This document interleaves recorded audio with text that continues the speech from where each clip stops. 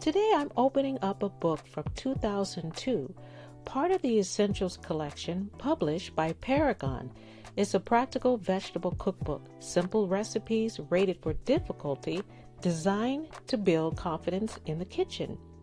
And at the end of this episode, I'll be making one of its recipes. It's called Middle Eastern Baked Eggplant.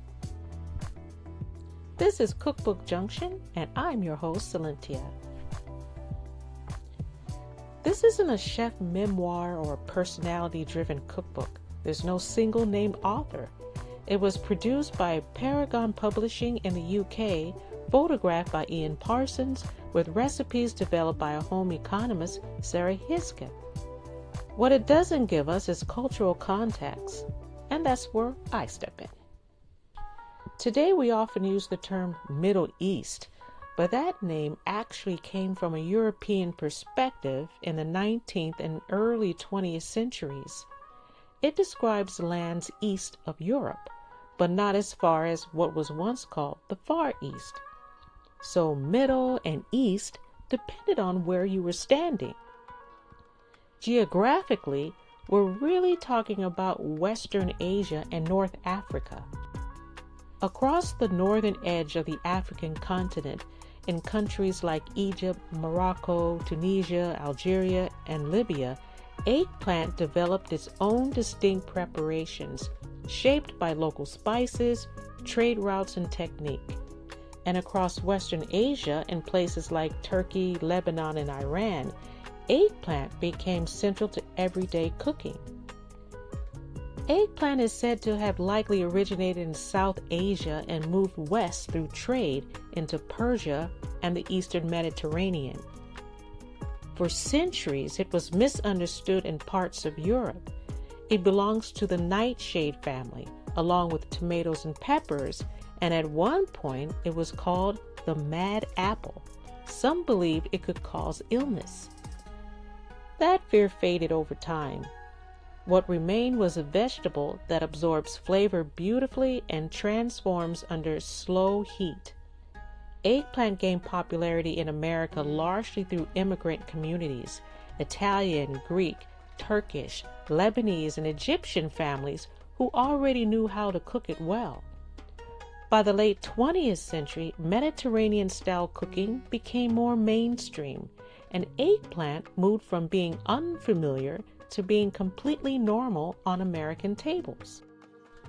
For this recipe, we need 2 eggplants, about 2 large onions, fresh garlic, diced tomatoes, fresh parsley, basil, salt, and a pinch of sugar. I'll start by preheating the oven to 325 degrees. Cut the eggplants in half lengthwise.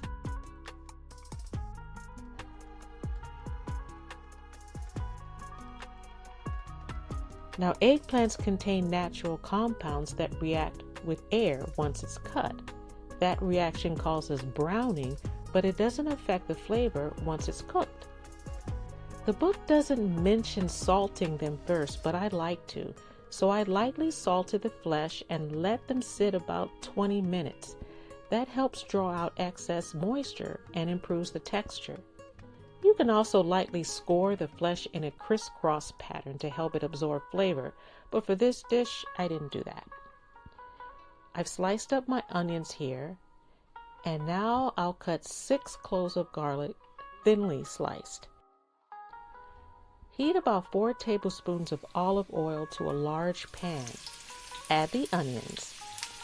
When they begin to soften, not brown, add garlic.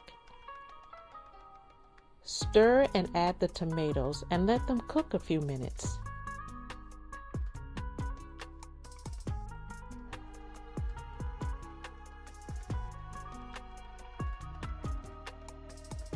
I have some fresh parsley and basil here that I'll roughly chop up, about 2 tablespoons each.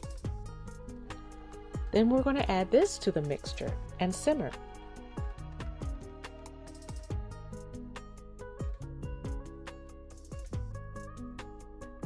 Now we're back to our eggplants. I'm going to remove the excess salt and water from the eggplants. Now you need a very large baking dish for this recipe to hold all 4 halves.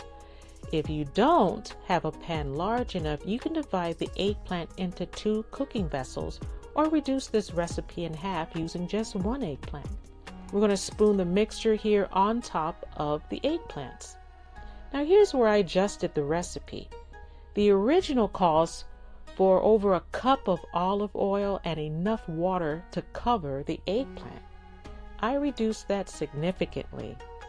I used about a 1/3 cup of olive oil total on top and roughly a 1/3 to a 1/2 cup of water in each dish, just enough to create steam and gently braise the eggplant. I wanted it tender and cohesive, not swimming in oil.